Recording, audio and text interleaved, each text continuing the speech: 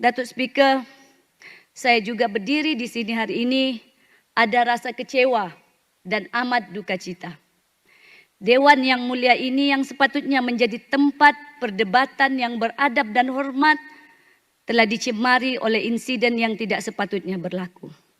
Insiden yang berlaku kepada saya yang ditumbuk di bahu semasa persidangan yang lepas adalah satu tindakan yang sangat tidak wajar dan tidak boleh diterima.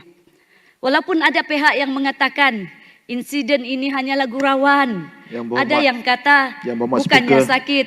Saya mohon untuk tidak dicela, Datuk Speaker. Dia tidak bagi laluan. Ada yang kata tidak sakit. Sangkaan jahat. Ada yang kata tidak sakit, sedangkan saya yang merasa. Begitu juga kononnya sebagai cuit manja dari seorang kawan. Yang berhormat Kunak, ada point of order dia kata sangkaan jahat. Saya tidak menyebut nama, Datuk Speaker. Jadi kalau boleh menjelaskan. Saya tidak menyebut nama dan saya merasa ini adalah teguran secara general daripada saya sebagai seorang wanita. Buat laporan polis dan buat laporan kesihatan. Jangan saya telah buat sembarangan. Saya sudah Jadi buat. Di mana hasilnya? Saya sudah buat lama. Kenapa polis tidak ambil tindakan? Dan apa yang saya buat hari ini dan ingin saya sambung. Jangan cari populariti yang berhormat. Mana laporan polisnya kemukakan kepada Dewan ini. Saya minta supaya saya tidak dicela, Datuk Speaker. Bukan cela, yang berhormat bercakap bohong. This is my flaw. You flow, but you are liar. You are big lawyer in the Dewan. I am not. Yang berhormat, kalau ada bukti, kemukakan dengan speaker. Saya bukan saja ada bukti, saya juga ada video. Jangan mencari meraih keuntungan di luar sana. Rakyat bukan bodoh. Saya tidak bodoh. Standing order, Datuk Speaker. 43(6) seorang ahli tidak boleh mengeluarkan sangkaan jahat terhadap mana-mana ahli lain. Dan saya tidak fikir saya sedang melakukan sangka jahat. Bahwa tertumbuk seseorang dan menyebabkan kecederaan.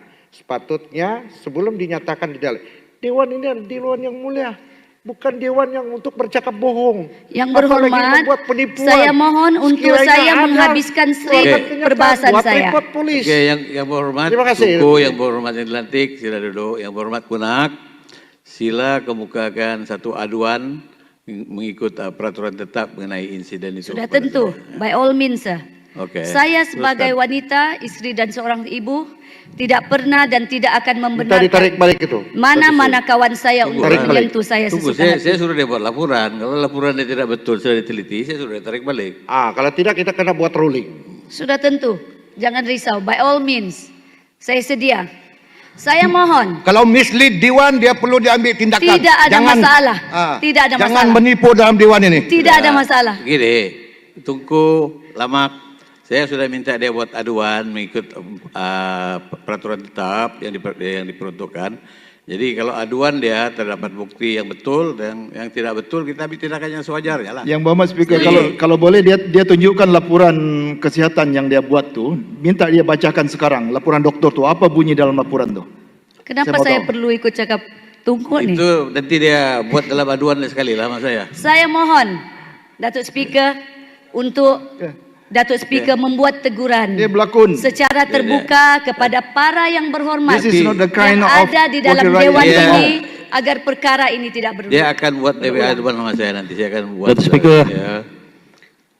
Saya mohon Datuk Speaker, this is my floor. Mereka sudah ada peluang mereka. Aduan dia kepada saya dan saya akan teliti dan ambil tindakan sewajarnya. Saya ni dari tandas laju saya lari, Datuk Speaker. Terima kasih Datuk Speaker. Tercungap-cungap saya tidak perlukan jawapan daripada siapa-siapa. Saya hanya menyatakan pendirian saya bahawa wanita berhak dilayan dengan maruah dan dihormati. Itu saja. Saya ini sangkaan jahat, Datuk Speaker. Datuk Speaker, saya mohon untuk meneruskan perbahasan saya. Saya tadi sudah buat ruling. Siapa makan cili dia terasa pedas. Saya sudah minta dia buat DP aduan dengan bukti-bukti dia. Ini bukan soal makan cili siapa pedas. Saya ada ditelepon oleh. Bagi habis saya cakap. Nanti biar saya bela sekejap. Saya tidak perlukan penjelasan sekarang. Saya ruling dulu. Saya sudah minta dia buat aduan. Saya bersetuju dengan yang berhormat Lamak tadi. Jika ada buat laporan polis, laporan kesihatan. Saya telah ditelepon oleh pihak polis, tapi pihak polis kata